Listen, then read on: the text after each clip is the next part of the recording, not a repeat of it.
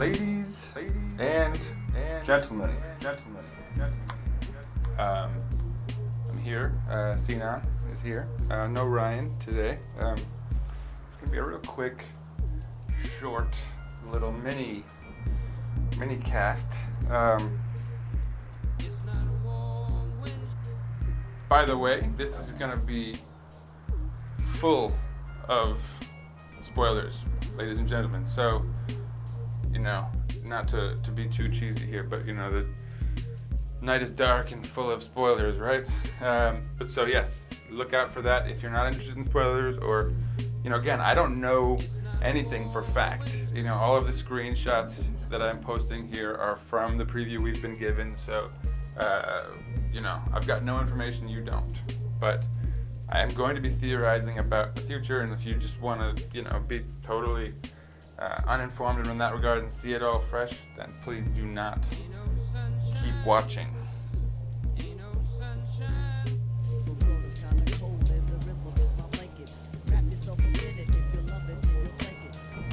We're calling this episode 1.5 of Throne Talks. I'm just going to cover the preview that we were given by HBO.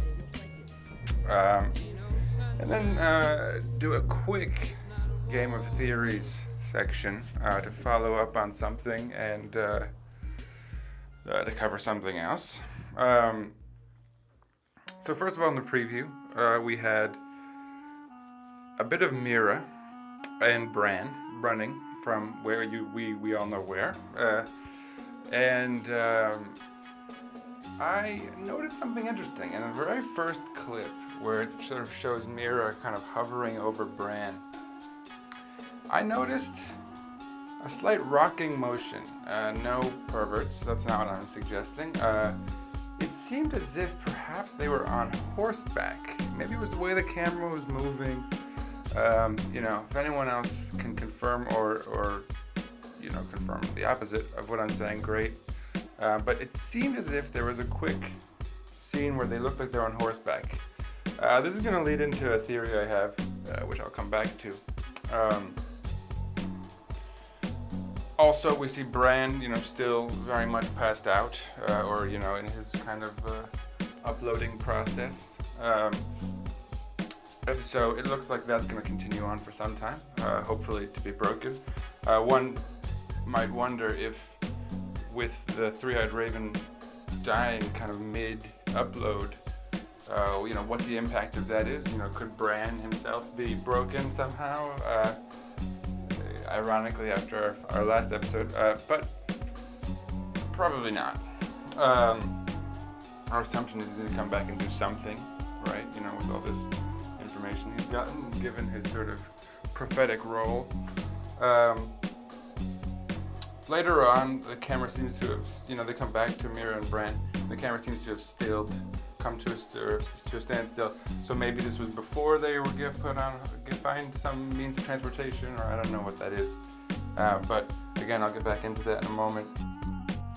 Besides that, we're shown a scene of Marjorie on the steps of the sept, or whatever it's called, with the High Sparrow, and that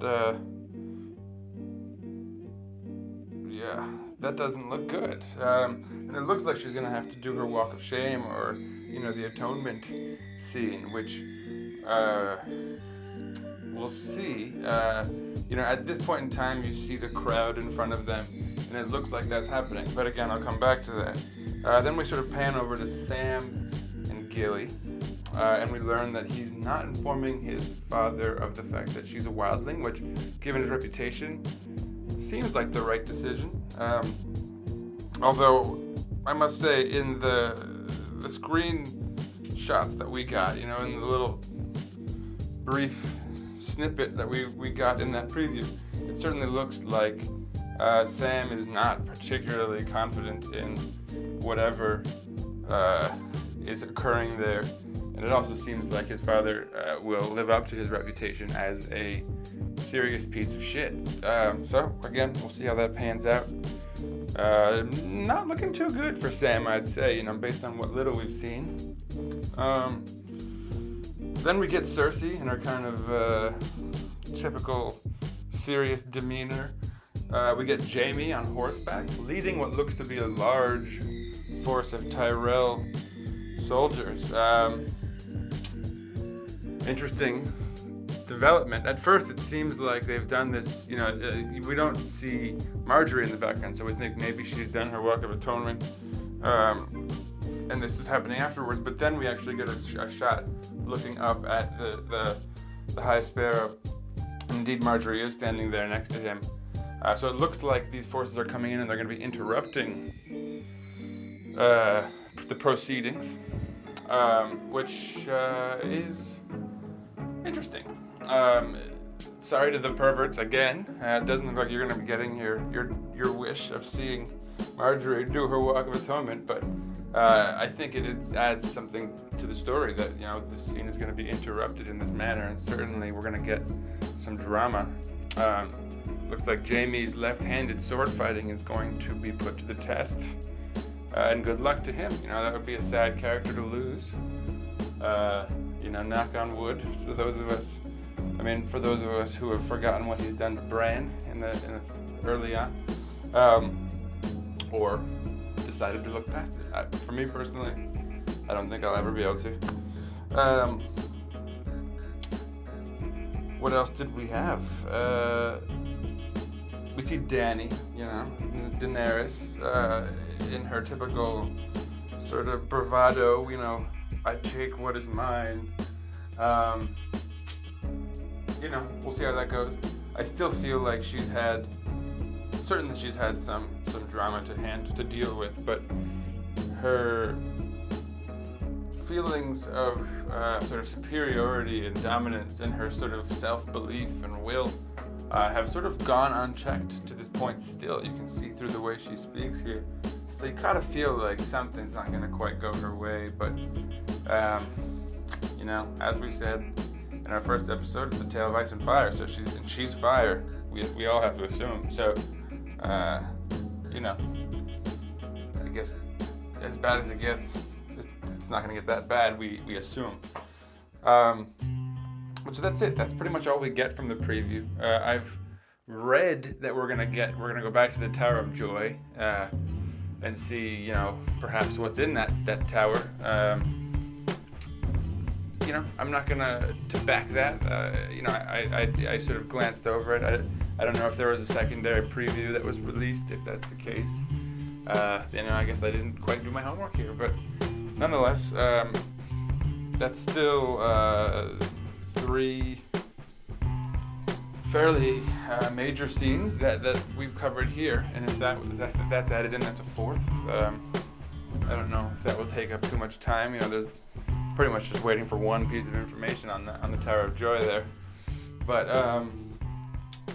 that's it for our preview. Now I'm going to quickly do a game of theories, and first of all, I'd like to go back to the theory I discussed in the first episode, which is the Grand Northern Conspiracy. And there's been a Reddit, a big posting. A guy had 40 plus pieces of proof and evidence that this Grand Northern Conspiracy is in fact occurring, which goes, in his claim, to Shaggy Dog being still alive, the Umbers being loyal to the North, having some rather nefarious scheme. And so, I'm going to attach the link to that. I'm certainly not going to just quote him on anything. I think his subreddit or whatever it is worth reading yourself. So I'll attach the link down in the information below. I definitely suggest checking that out. It would certainly be a bit of redemption for all of us, assuming, of course, that the conspiracy succeeds and we see Ramsay taken care of, the North restored. Now, the last one is a big, exclusive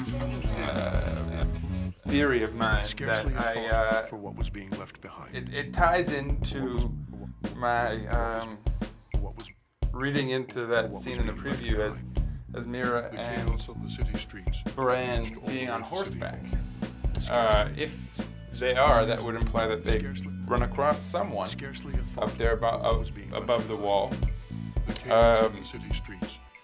What is above the wall at this point? It's still not 100% clear. Of course, we'd assume that most things have cleared out because of the White Walkers and the Whites, but it's somewhat up in the air as far as we know, especially us people who simply watch the show. But my theory kind of plays into a part of the book that I've, again, simply heard about here and there, and is Cold Hands. Cold Hands in the book, and I can certainly be corrected on this because I, again, have not read them, but is a reincarnated, kind of White Walker white version of Benjen Stark, who we did meet in the show and who did disappear, and we did not see his death on screen. So it would be fascinating if perhaps, and I'm sure book readers would be pretty excited if Cold Hands is brought into the show.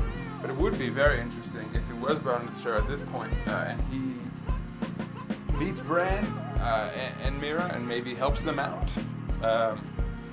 I think somehow, from what I understand, he's a White Walker who is somewhat benevolent, is not completely overtaken mentally by this, and so I guess he still has a conscience or whatever it is, or doesn't have the mission of being hell-bent on destroying humanity, which we learned was given to the White Walkers by the Children of the Forest, early on when they were fighting with the First Men. Anyway, maybe we'll have to do a whole podcast on those discussions. That's a long story, but anyway, I thought it would be fascinating if we did in fact meet Cold Hands, or Benjen Stark as we know him on the show, and it would lead to a fairly fascinating twist, which I think would please book readers a lot. Anyway, I hope you guys enjoyed that. Very brief, trying to be very brief. And yeah, stay tuned for our second episode. We're going to post it sort of midweek next week, as we did this last. And yeah, please, like us, subscribe to us, etc.